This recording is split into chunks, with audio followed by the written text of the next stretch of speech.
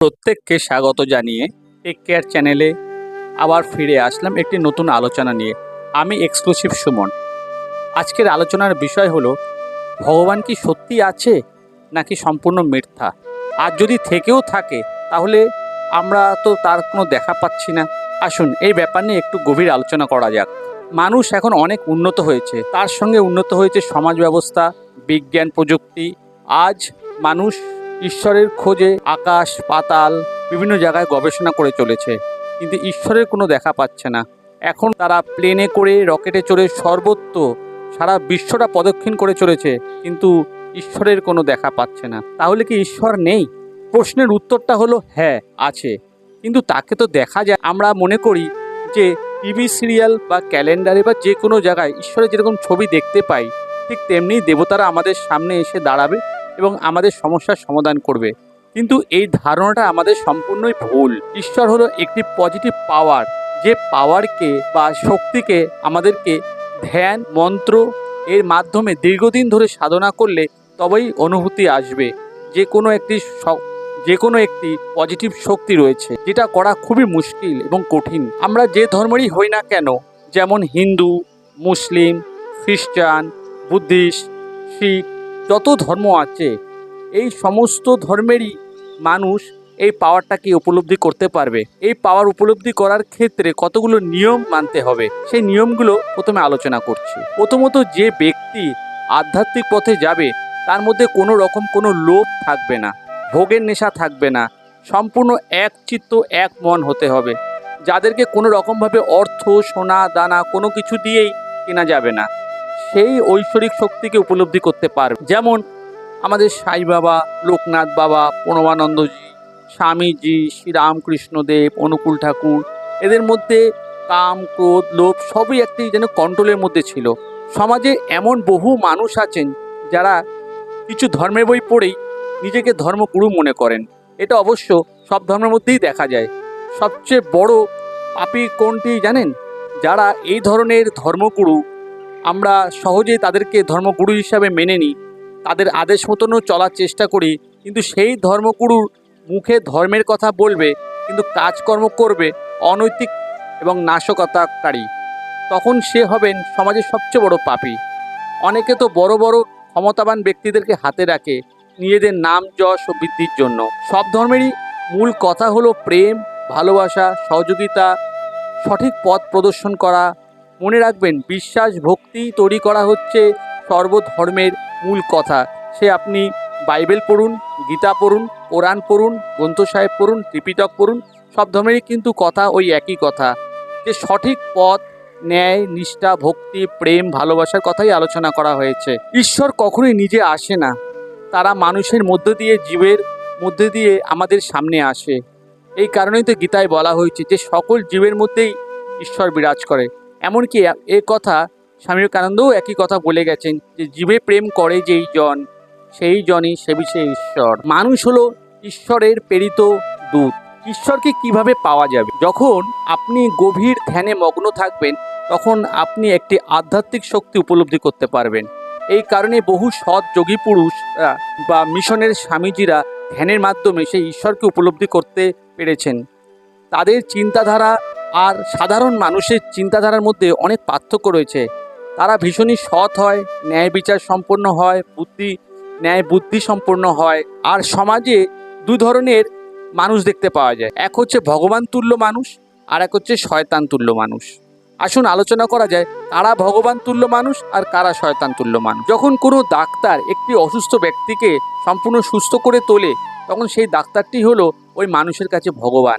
আর যে সমস্ত ডাক্তাররা রোগীকে সুস্থ করার নাম করে তার অর্থ নাশ করে তার পরিবারকে রাস্তায় বসায়, তারা হচ্ছে সেই শয়তান। যখন কোনো উকিলের মূল কাজ কি?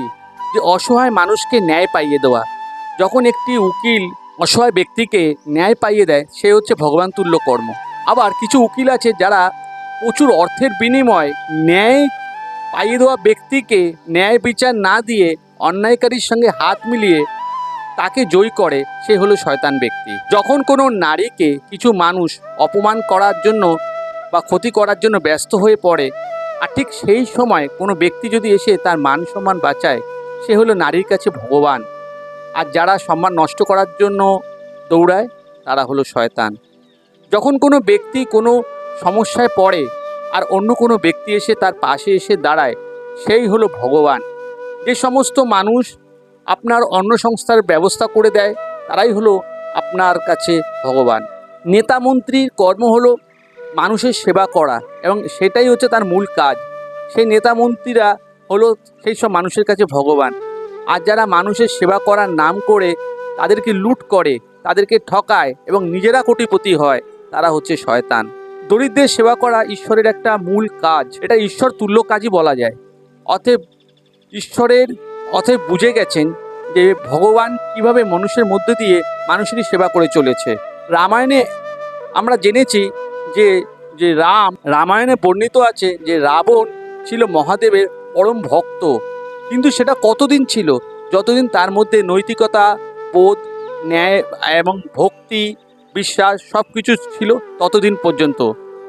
যখনই তার মধ্যে প্রচুর শক্তি উৎপন্ন হলো, সে অহংকারী হলো, তখনই তার মধ্যে এসে গেল অনৈতিকতা চিন্তাধারা, আর তখনই দেবতারা তার থেকে সম্পূর্ণ দূরে সরে গেল। যারা দেশের স্বাধীনতার জন্য প্রাণ দিয়েছেন তারা প্রত্যেকেই ঈশ্বর প্রেরিত দূতের মতন। অনেকে মনে করেন যে মন্দির এবং মসজিদ বা চার্চেই শুধু ঈশ্বর আছেন। এই ধারণাটা সম্পূর্ণ ভুল। কারণ আমি একটা উদাহরণ দিয়ে বললে বুঝতে পারবেন।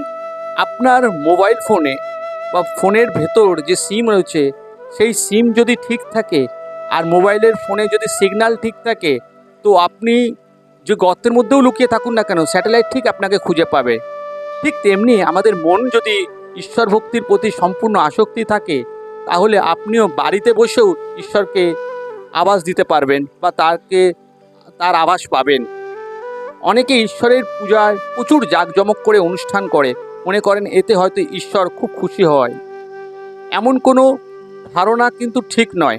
কারণ আপনি যদি বনের মধ্যে বা উঁচু পাহাড়ে বসে বা সমুদ্রের ধারে বসেও ধ্যান করেন, তাহলেও আপনি ঈশ্বরের আভাস পাবেন।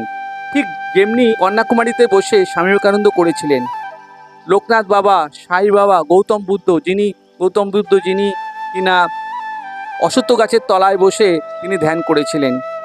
এইভাবে ধ্যানের মাধ্যমে কিন্তু তারা সেই ঐশ্বরিক শক্তিকে লাভ করেছিল। অতএব পুজোয় জাঁকজমক করাটা একটা বর্তমান সমাজে এন্টারটেনমেন্ট হয়ে গেছে।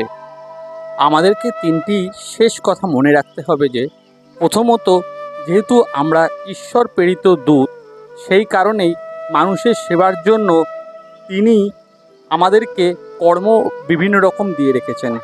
কেউ বা ডাক্তার, কেউ বা ইঞ্জিনিয়ার, কেউ বা শিক্ষক, কেউ বা উকিল, কেউ বা পুলিশ, কেউ বা আর্মি, কেউ বা সায়েন্টিস্ট, এরকম প্রচুর কর্ম আমাদের দিয়ে রেখেছেন। আর দ্বিতীয়ত, গীতার বাণীর মতে পূর্বজন্মের যে কর্মফল, সেই কর্মফলেই আমাদের জন্ম হয়েছে। যদি আমরা ভালো কর্ম করে থাকি তাহলে আমাদের জীবনটা ভালো হবে, অর্থাৎ আমরা ভালো মানুষ হয়ে, প্রতিষ্ঠিত মানুষ হয়ে জন্মাবো। আর যদি আমরা কুকর্ম করে জন্মাই তাহলে আমাদের জীবনটা কাটবে হচ্ছে কঠিন, দুঃখময় একটা জীবন। ঠিক ইহজন্মেও তাই। যদি আমরা ভালো কর্ম করি তাহলে আমাদের জীবন হবে পরজন্মে খুবই সুন্দর, আর নয়তো হবে দুঃখময়, কষ্টের এক নরক জীবন কাটাতে হবে।